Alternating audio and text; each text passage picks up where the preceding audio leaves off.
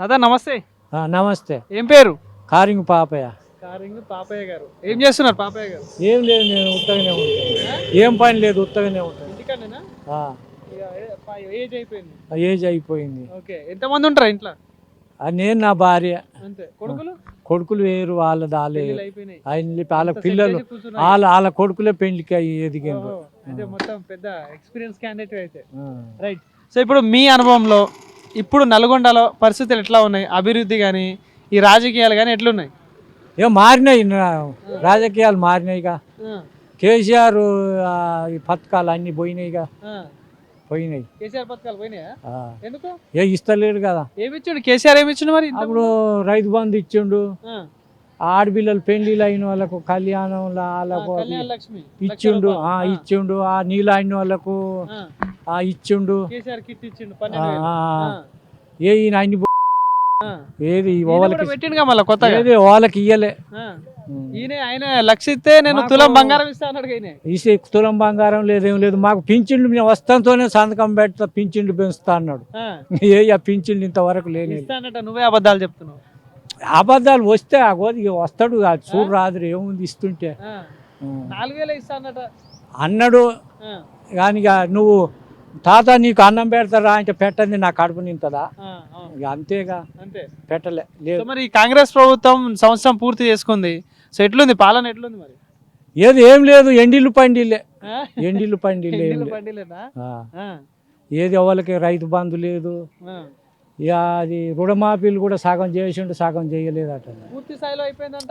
లేదు, మొత్తుకుంటూనే జనం కాలే. మా కనగని బ్యాంకులే చాలా మందికి కాలేదు. ఎందుకు కావచ్చు అట్లా? ఇయ్యలేదు, డబ్బులు లేవంటారు అంతే.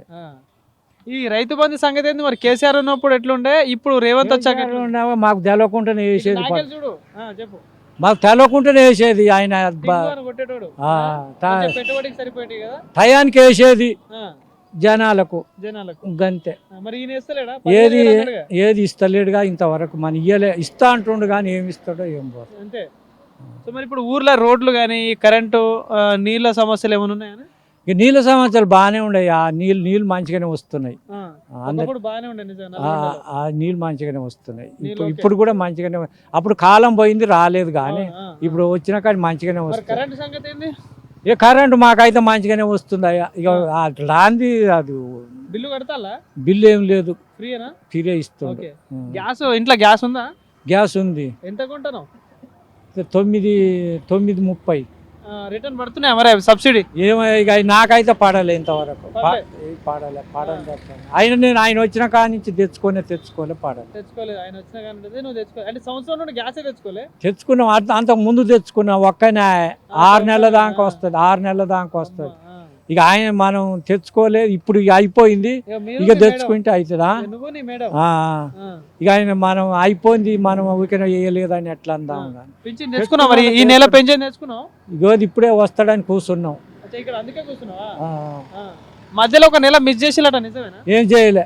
పొద్దున పర్వతగిరిలో పోయినా ఆయన వచ్చిన కాడి నుంచి అయితే ఇస్తానన్న లెక్క ప్రకారం అంటే కేసీఆర్ కన్నా జర ఆలస్యం అయ్యేది. కానీ ఈయన ముందే టైంకి ఇస్తూనే ఉండు. ఇచ్చినాక మనం ఆపద. ఆయన 2,000 ఇయ్యలేదు కానీ ఇస్తుండు. ఈ పింఛన్ల కాడ ఏం తిప్పలు పెడతలేడు.